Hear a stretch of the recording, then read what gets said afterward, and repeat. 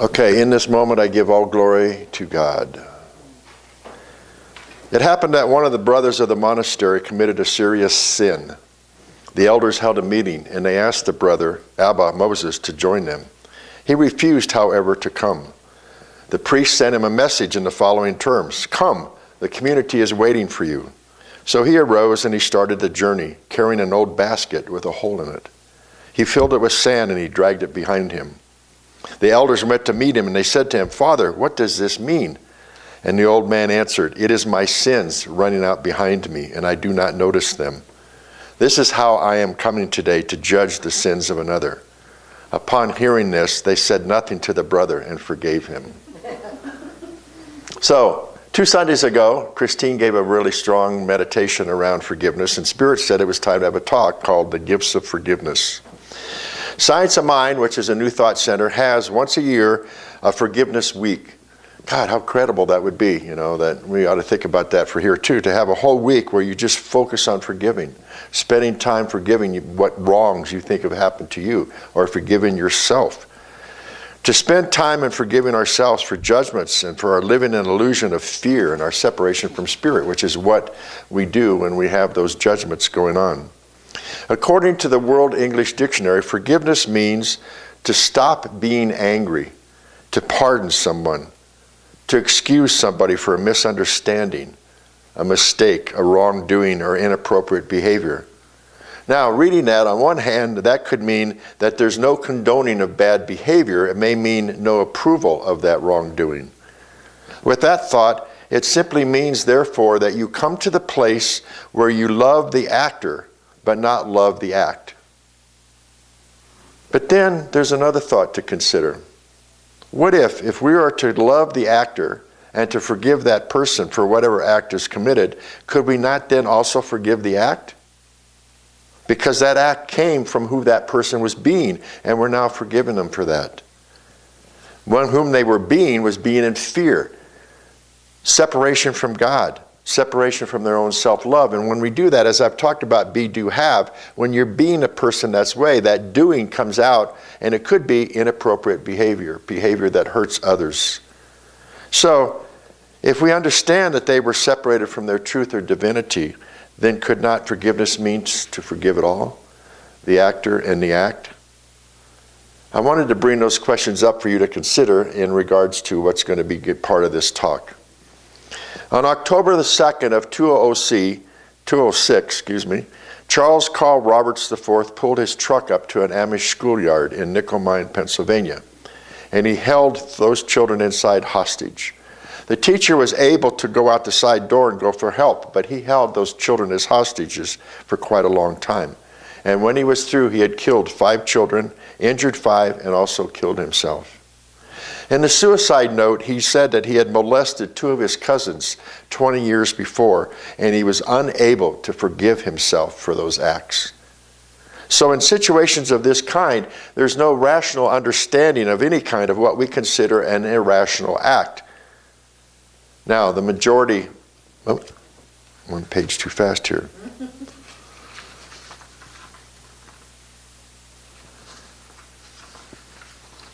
Bear with me a minute.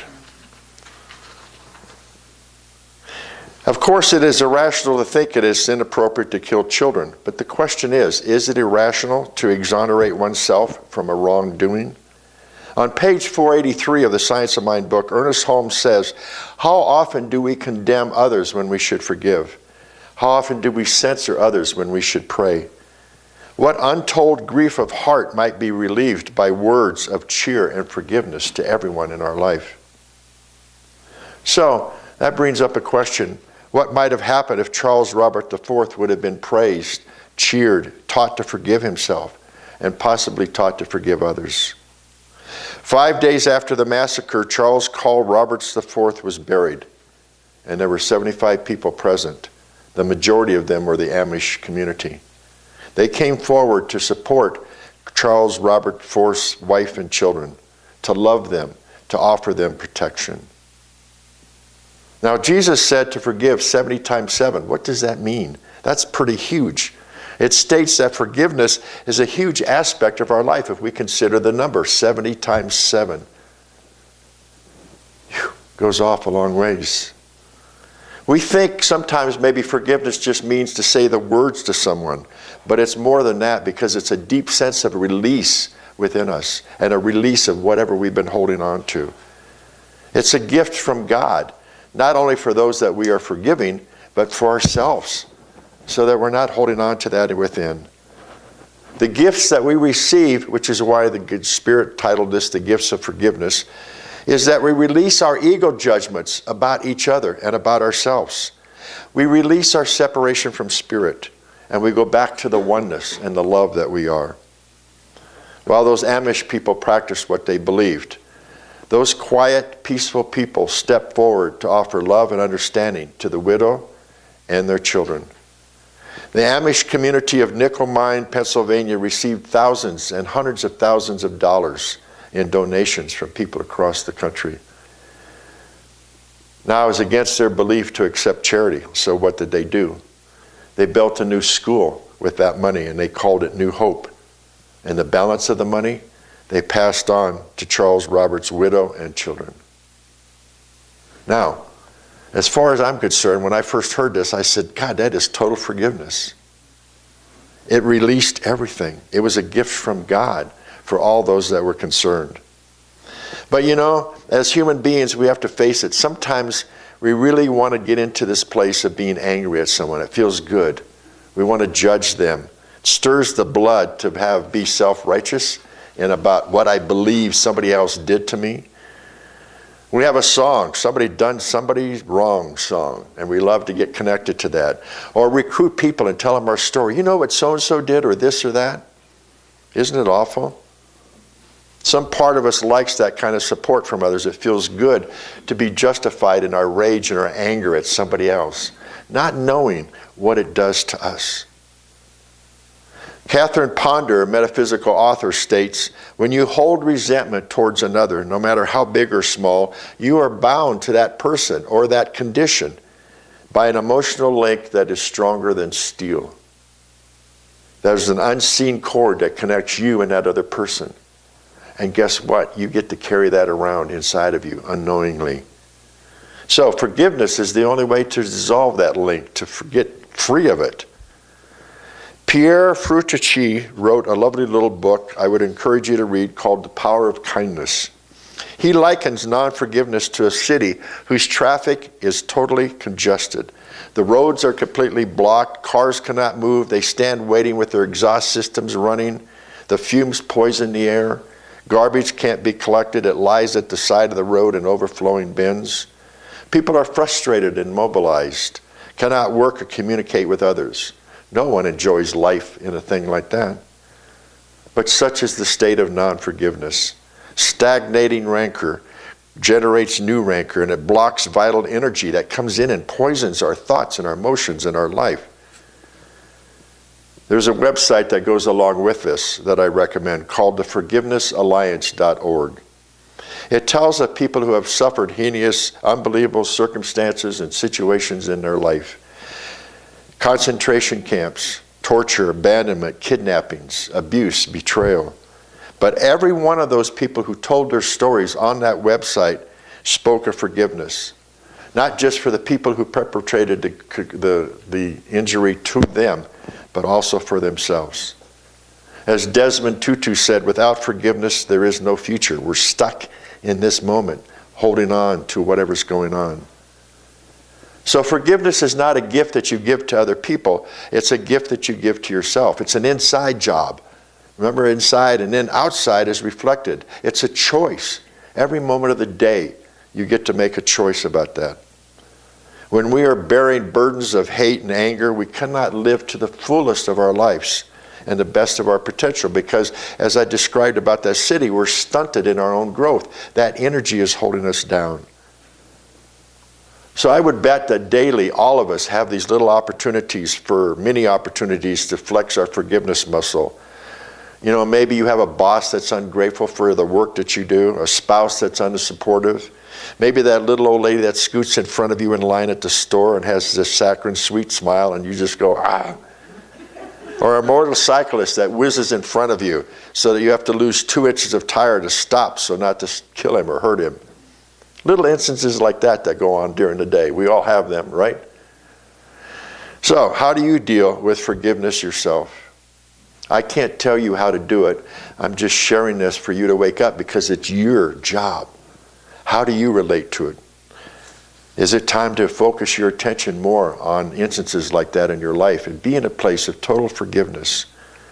It's not up to you to catch the bad guy that's done something for you. The universe will take care of that. There's a law called karma.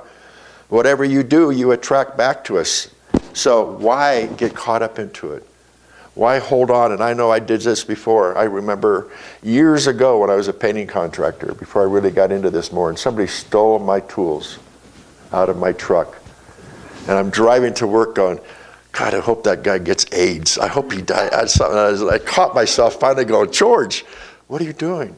But I was so angry at that moment for something that was taken from me. Or so I thought that it was taken from me. I had to really get to the place of being free to just bless it and let it go. And how often do we have things like that in our life? Gandhi said, an eye for an eye and the whole world is blind. So the other thing you can do before you let it go is remember that the universe, God's source, will handle it for you. And your opportunity when that's going on is to find the gift in whatever horror or upset or pain that happened to you. What is the gift in the anger that you're sharing so that you can feel it and let it go? So I have one final story for you to illustrate that. In 1994, 39-year-old Steve Beckman was depressed, suicidal, and drinking to excess every day. On a rainy night in January the 28th of 1994, he drank heavily and drove recklessly on Highway 116 across the double yellow line, and he ran head-on to a car driven by Chris Lucas. The impact caused Lucas' lungs to be punctured and it broke every bone in his body. For 6 weeks, he hovered between life and death in a coma. Beckman was arrested and charged with felony drunk driving. During that 6 weeks, Beckman read that Lucas' medical bills ran up to over $500,000. He was so tortured in himself about what had happened and advised not to do it, but he went against that and he went to the hospital and approached the family asking to talk to Chris Lucas. When Beckman was escorted by Lucas's wife into the hospital room, Lucas, laying on his bed, saw him and immediately said, "Open up your arms and come here." The two men hugged and had been crying for 10 to 12 minutes. The love and forgiveness they showed me, Beckman said, was a miracle, something I never knew existed. When I walked out of that hospital room, I felt 500 pounds less. I saw everything in brilliant color, which before had been black and white. So now, every year on February the 28th, Beckman and Lucas meet to celebrate the event that brought them together. Wow, how powerful is that as well? So there's two strong stories right there about people who were able to let go and to forgive. And if I share one final quote from Gandhi, it is, "The weak can never forgive because forgiveness is an attribute of the strong." So let's do a little forgiveness thing here. Turn around and pick a partner.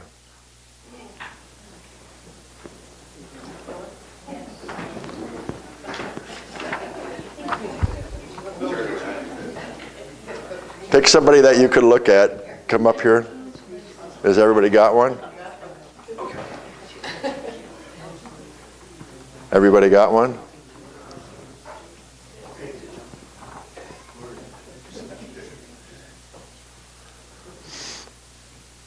Renee, who are you with?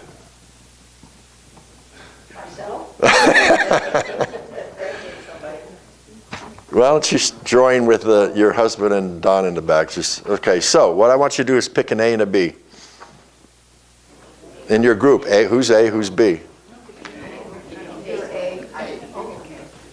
Okay, B's go first. I want them to say to A these words. Look them in the eyes. I apologize. Please forgive me. I love you. Okay, now A's turn. I apologize. Please forgive me. I love you. If you don't know where that's from, that's Ono Pono Ono, which is a Hawaiian thing of really letting go of forgiveness. And the person that started this worked in a medical hospital where he forgave everybody that was there from just looking at their charts, and the whole energy changed. So here we are in this place of forgiveness for everybody today, okay? Namaste.